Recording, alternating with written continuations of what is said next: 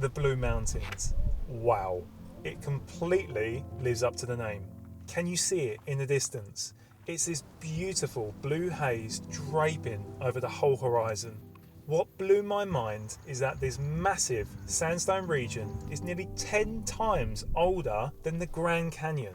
It's been here for about 300 million years, which is mind-blowing.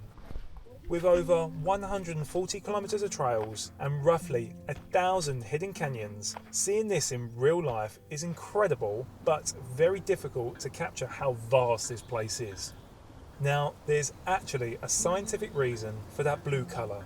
The whole region is packed with huge eucalyptus trees, and those trees release tiny droplets of natural oil into the air, and when that oil evaporates with the extreme Australian sun beating down, then mixes with the dust and water vapour, it literally creates that magic blue light. And I have to say, it is a crazy sight to see in person. What I loved about this specific trip was the short loop tracks.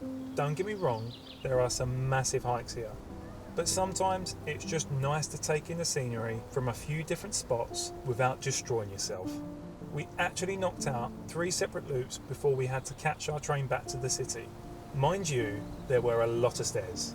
It definitely made the climb easier, but my legs were absolutely burning by the end of it. It made me realise even more how awesome Sydney is. The mountains are surprisingly just an hour and a half outside of the city, and what's perfect about Sydney's location is you get that vibrant city life. You get the best beaches in the world like Bondi and Manly, and then right on your doorstep you have this gigantic ancient mountain forest. It's just the ultimate hotspot for exploring. Enough talking, let's get to it. Leave the noise behind, walk with me.